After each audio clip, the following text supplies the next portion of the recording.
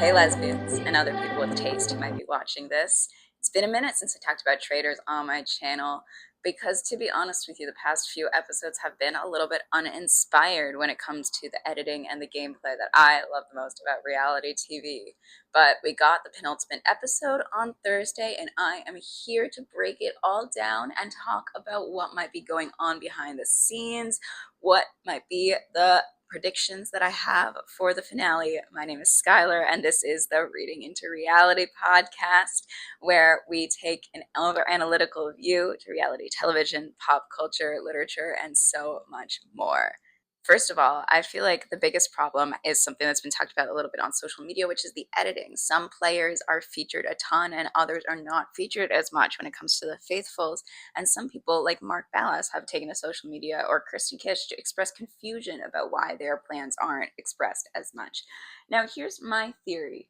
The people who are getting the most airtime on the traitors, unless it's relevant to their storylines, like them actually being a traitor, is the people who are also belonging to Bravo properties that NBC wants to be promoting the most at that time. I mean, obviously, Tara and Johnny were just commentators for the Olympic figure skating. They did an awesome job. And we saw a ton of them on these last recent episodes of The Traitors.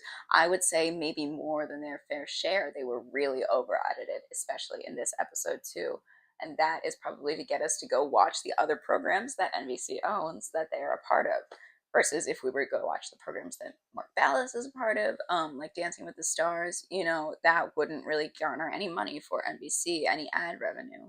So I know it sounds kind of slimy and cold hard business-y, but I feel like that is kind of what's going on behind the scenes, and it's really hurting them. And once again, I want to say NBC, Peacock, Studio Lambert, whoever it is that's in charge of this, they need to hire somebody who has experience in running these strategic games, because right now, obviously, there's an issue with the incentive structure on the Traitors US.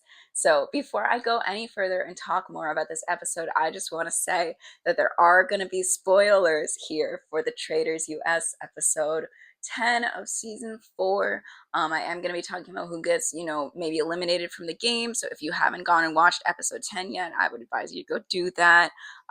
I have been complaining so far on the pod about the prize pot because me as a viewer, I'm not keeping track of it. When Alan pops in to tell me, oh, it's $180,000, I'm like, sure. I wasn't thinking about the money until just now, and the actually accumulating money or not in the challenges seems kind of nonsensical. In the challenge of this episode, the money was hidden in stuffed animals. Why? No explanation. It's just like a carnival theme, I guess. Or other times the money is gold bars. It's just like a different prop. And I guess these are ways to physically represent the money, but it all feels kind of meaningless and kind of silly. It's almost a tonal issue that the show has, because, like, do we care about the money or not? And if we don't care about the money, then what are we playing for? Is it, the screen time?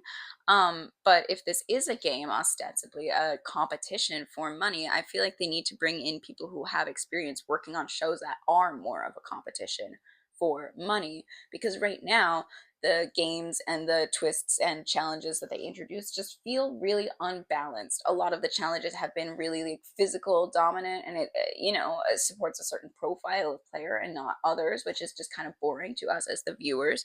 Other things like Dagger, for instance, feels really overpowered, and doesn't feel like they thought through very much about, like, how that would work. I have questions like, can you use the dagger to play against two different people? Like, can you use the dagger to play one vote on somebody and one vote on another?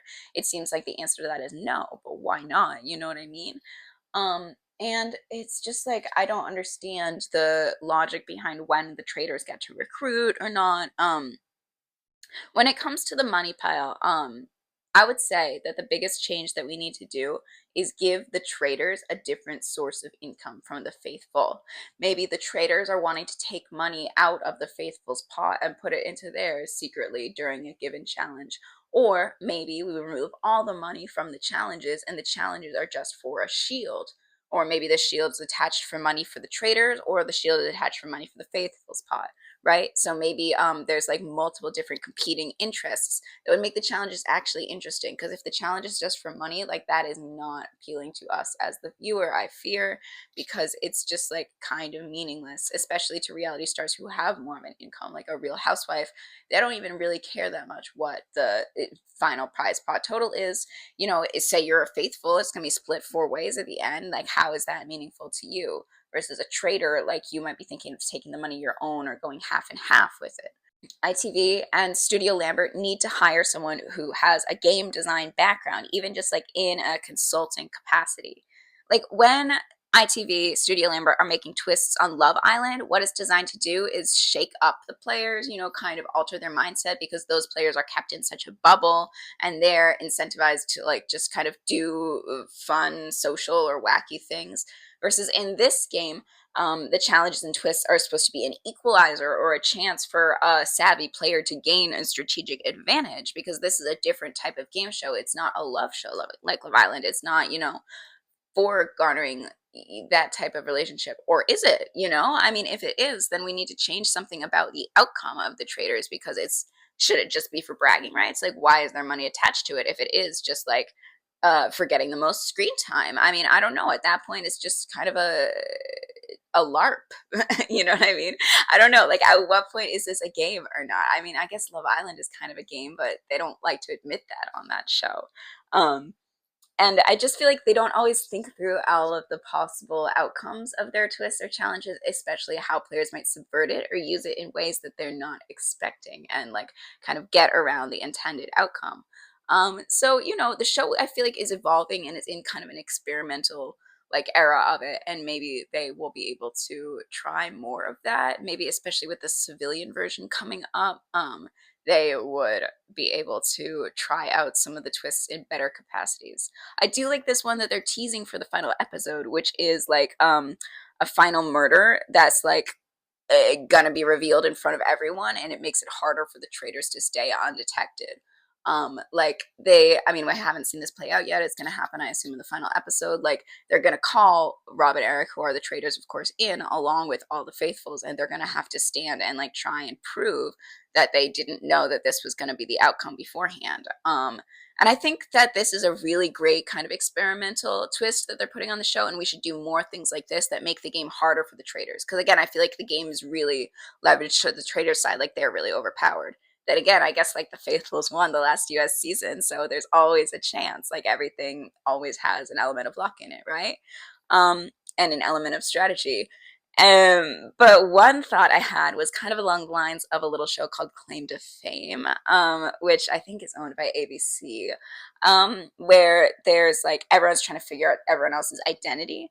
And maybe the faithfuls could be given like a clue to the identity of one traitor if they win a shield. Like, say you win the shield, you go into the little room, you see your shield, and you also see like a clue that's like this traitor like once lived a couple months in Costa Rica, something really obscure. I don't know, like a really obscure fact about one of the traitors, maybe, you know, something that wouldn't make it obviously like immediately evident who the traitor is, but something that might give you like a direction to go off who a traitor is. And then there's also an element of like trust and relationships there, because like if someone comes out of that kind of shield room and says, hey, I got the shield and I got this clue about the traitor, like you have to think to yourself, well, is this person telling me this information reliable? Are they a faithful, like telling me what they actually saw? Or could they be a traitor, just completely making something up to twist the narrative and completely like confuse everything? So I think something like adding clues, like when you get a shield, you also get a really obscure, like really difficult clue to a traitor's identity, but a clue nonetheless. Like it might not even guide them in the right direction, but it might be something to go off. And then it also like might cause fights among the faithfuls if they don't believe in a clue, like, or the traitors could take this and exploit it and subvert it and be like, well, I saw a clue and it's you, when it's a person who's obviously a faithful. Or they could use it, I guess, even to do traitor on traitor violence, which could get very dangerous and very OP, so they would have to limit that, right? But maybe if the challenges were for shields, or the challenges were for something like this, a clue, then that would be really interesting. Maybe I would advise these Studio Lambert ITV producers to just go watch a few seasons of Claim to Fame, because some of the challenges there, it's like I remember one that's almost like a bingo board where they're uncovering like almost clues about the other people in the house. Like in that game, since everyone's trying to keep their identity hidden, they're like celebrity relative. It's so stupid, but it's kind of enthralling. Yeah, the challenges in that show sometimes reveal little identity clues, and they could take kind of elements of that game to be like, well, are we revealing who is a faithful, who is a traitor? Maybe. Um, yeah, you could really navigate around this type of twist too if you were a traitor by like trying to go to all the clues and win all the clues and keep them out of the faithful's hands and be able to exploit this so no one actually has the information and you're holding most of the information. Gosh, I mean, I don't know. This is a really long shot, and that would be a very different game. But I just think that the Studio Lambert producers could take a page out of Claim to Fame's book, or they could even, I mean, hire in a consulting capacity Scott Teddy, the guy who was the EP showrunner of that show. He is also right now the showrunner of The Bachelorette, so he's like pretty busy. He just got kind of poached by, well, not poached really, but he got brought onto that show. But I guess he's worked for NBC before on like in Winter House. I think he was a producer on, so they should call him up and be like, "Hey Scott, like let's kind of integrate this like clues. Like they should, have clues to the traders' identities that they're integrating into the game." That is my theory. I think that that's a little bit in the weeds. Maybe that's a little bit inside baseball. Maybe they would never listen to me. I think only like 12 people will ever see this, obviously. But I am here, I'm sharing my opinion, and I got all dressed up. I put on my little jewels for it, so at least you guys will have a good show while you're listening, right? Let's jump a little bit into the game and more specific players' strategies. Obviously, I hate that Kristen died, the last lesbian, or only lesbian down, but at least she made it pretty far. It was about time. Like, everyone knew she was smart, and everyone knew she was faithful. To be honest, she never got any round table votes. So good for her. She played a really strong game. I hope that it really helps her get some opportunities after this. As far as Rob, I can feel like I can tell he's getting exhausted, which even he says like the competition is weighing on him. I feel like this is a symptom of him having been in this game, been in this environment for like 3 weeks now. Kind of the fatigue, the introvert battery is dying for Rob, I feel like, is what's going on here. Like just being around people and cameras every day causes this really unique type of fatigue. And I've kind of observed him experience this. His first go round on Love Island, he was only there for like a week. He was a casa boy. He didn't make it onto the main show. But his second time, when he had been in the villa for probably about the same time frame, 3 weeks, he just seems like he was getting really exhausted. And that show is much more of a bubble. Of course, you're not sleeping in a hotel. You're sleeping in one room with all the other contestants. You have cameras on you 6 out of 7 days of the week. Like they only have the one day off, and they're very contained within this environment. They can't really go anywhere. And so Rob definitely had a kind of introvert breakdown in that show around the same time. And so I just feel like this is what's happening for him. Like he needs to have a break from talking and engaging with people, which is hard to do, especially because he has an extra layer of deception to manage this time around. Although in Love Island, he had a little bit of deception to manage, which was gaslighting like Leah Kateb, right?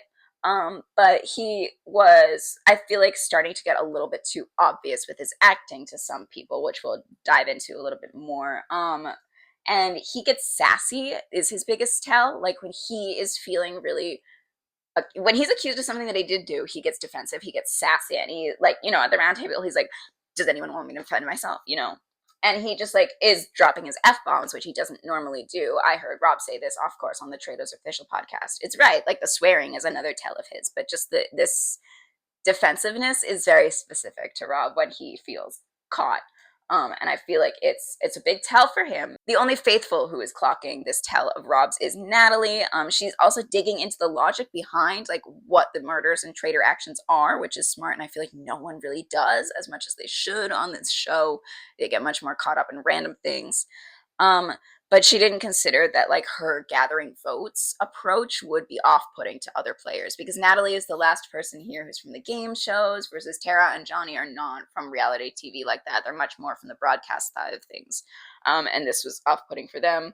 But I feel like she kind of was in a nothing to lose. I'm going to get banished anyway. Like I might as well try and keep myself alive for this one last go round. So I really can't blame her. I thought she did the best she could defending herself here. Little mistakes she made. It is allowed for them to choose their cars when they're going to and from the missions, and she chose the car with Tara and Johnny. They're pitching this idea of Rob. On their way back, she chooses this car again. Tara and Johnny, they're pitching the idea of Rob as the traitor. Their math is off here because the other car has 5 people in it, which is more than this car of 3, and that other car, of course, happens to have the 2 traitors in, and so those 2 traitors who are in the majority are very easily able to whip the votes against Natalie when she's not even there to defend herself. I mean, it seems so small, like where you sit in the cars, but every little thing really does matter in these crazy gameplay environments. I just feel like she gave the best pitch that she could on Robin. It's not her fault that the rest of the faithfuls are just kind of dumb. um I also thought it was fun that Natalie said this, like she had a traitor angel looking out for her, because I know that production hates that phrase, so it's interesting that they kept it into the final edit of the show, that she got to say, maybe Rob is her traitor angel, essentially was her implication. But I've heard like Carolyn Wigger say on socials that like production doesn't like this traitor angel strategy of trying to get someone to look out for you in the turret. And Sandra has also said like they don't like this word, traitor angel, but it's true. People do play that like that. They do play trying to get an angel looking out for them in the turret. Unfortunately for Tara, I can't understand why she's so hesitant to speak up at this late stage of the game, at like basically the last chance you have to vote. Who do you want to vote for if it's not a traitor who's not even in your alliance? And I understand that there's a culture shock here, between the gamers and the people who aren't from reality TV. But the offense that she's feeling at this is really surprising to me and just confusing to me. But I feel like the weeks of the kind of lying environment is really starting to wear on Tara and Johnny. I might as well talk of them as a duo because they said themselves that they're basically like one entity. I think it's awesome the way they talk. Like, I feel like an episode or 2 ago, Johnny said something along the lines like, we went through a divorce and infertility together. No, that's his divorce and her like fertility journey. You know what I mean? But they're essentially one person. I love that kind of like semi-codependent friendship. I think it's fascinating. I think it's so awesome to see on TV. But unfortunately, they're not like reality players like that. Like, they needed some kind of a crash course orientation that this is just how the games work, because they're so offended by Natalie doing the normal, what is the game? But I just feel like this is a really, really difficult game. I saw this scene where like she's crying. Mora is trying to tell her to go into like game playing mode, and Tara doesn't seem to have that. That's something that like Mora learns from her weeks of playing like the love games, and this kind of immersion type of thing. I don't think Tara has experience with that. Maybe she's able to compartmentalize her emotions for like a 4-minute free skating program, but not for like multiple weeks of being like just so stuck in that and so not really able to be with your normal people, even though she does have like just her one contact here, right? It's different from your family. And I don't know. I feel like the civilians on the first season of US Traitors were kind of destroyed emotionally in the same way that's happening to her right now, where it's really, really dragging on them. This game just seems like it's really psychologically difficult. I saw Natalie Anderson say in her Bob the Drag Queen interview that it was harder than Survivor, right? So it seems just like the game has been really hard for her. So yeah, she's making a lot of mistakes here, but I don't know how much I want to critique her for them. You know what I mean? Same with Johnny. Same with all the kind of civilians, like Ron, who just are not reality players. This game is hard, hard, hard for them, especially when they're playing against people who are gonna like not take it personal and aren't gonna take it to that game playing place. I just feel like Johnny, especially not trusting in Natalie and feeling like she is a traitor, is him kind of holding a grudge, not even from Johnny being targeted, but from Tara being targeted. Like when Natalie ripped the potion like from her hand, kind of, and they were grappling over it. I just feel like Johnny never got over that, even though Tara did, right? Because that's his best friend, and nobody touches his best friend, whatever. So I just feel like his line where he was like, "She's a professional game player." I don't know. He just sees her in this light based on what she does for a living, which kind of seems like bias, not based on what she's actually doing in the game, but based on what kind of a show she comes from. It's so interesting seeing the people from different like uh, you know entertainment cultures come together and how they interpret each other. But I don't know if it's the game of traitors that I am looking to see, just prejudging each other like that. So even though this episode didn't go the best strategy wise, I do still have some awards to give out based on the presentation, let's say, if we're going to use ice skating terms, for somebody like Johnny, who wore this wonderful beautiful like white lace shirt. He had this big black pussy bow, this black blazer, black pant ensemble that I adored. Um, and Tara was wearing this plaid dress, little hat that was all begemmed. And I thought a nice touch there was her necklace was the 5 Olympic rings. So those two had outfits fit for a skating rink. Mora was also wearing a very similar set to Tara's, actually. It was like this tweed set, kind of little crop top, and she had a beret on her head. And then I also want to throw in like an honorable mention there to Natalie's red dress that she went out in on a high at that round table. But this award for me is to Johnny. This is the one that I would most like to wear. I think the pussy bow is really awesome. I thought that kind of eyelet lace that his shirt was made of was really beautiful. Maybe I'll learn to insert a picture in these. I'm working on my video editing, guys. As far as my facial expression award, Rob, again, I'm gonna put him in here because he's just like eating eggs with his mouth all open constantly. I don't know. The editors are giving him this like eating edit weirdly. I actually feel like he uses food or like stuffing his face as an excuse to not talk strategy. Can that be? Maybe that's like a weird experimental strategy. Other facial expressions I have was the dummy of Tara. It's all like slumped over and dead. And then when Rob was talking to Mora, he gave her a list of 3 targets, which is crazy. Like, do you think there's 3 traitors left? And Mora, instead of clocking this, or I don't know if she was clocking this, she had this thinking face, but it could have been totally vacant. Like, hello, is anybody home? I don't know. Maybe she will wake up next episode, but I wonder if it's too late. And the other face I have is Tara's face dropping, like at the round table when Nat switched from targeting Rob to targeting her.